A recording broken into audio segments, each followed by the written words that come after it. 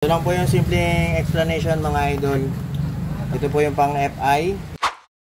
Gaya na sinasabi ko, AYZ po yung pang FI. KPH naman po yung pang card type. Ito po yung pang FI. I-explain ko lang po. Ito yung clutch lining ng FI. Yan, para malinaw, meron po siya nito.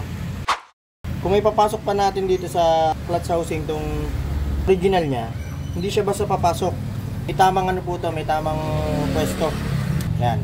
Ito yung tamang pwesto niya. Dapat itong anong to, itong may spring, katapat po yan dito. Yan. Hindi pwedeng dito mapasok yan. Hindi pwede dyan. Dapat dito. Papansin nyo ha. Yan, di ba ito? Itong may spring, dito natin itatapat. Yun, pasok. Di ba? Kagandahan dito sa clutch lining ng carb type. Ito yung pang carb. Diba wala siya nito? Ito pang carb. Kahit saan mo pwesto yan, papasok yan.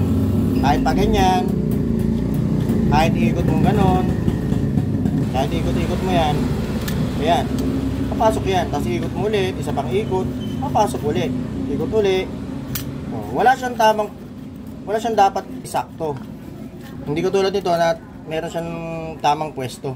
Ito, kahit anong pwesto niyan, papasok yan. Itong carb type. Ipapasok sa FI. Ulit tayo ha. Yan. Yun ang kagandahan itong pang carb type. Pang FI, may tamang pwesto yan. Hindi yan papasok kapag ganyan. Ito mo, dito siya nakasuksok. Hindi papasok yan. Ilipat natin siya dito. Yun. Diba? Pasok. Ayun lang, simpleng tips lang mga idol. At yung mga basher, bahala kayo sa buhay nyo.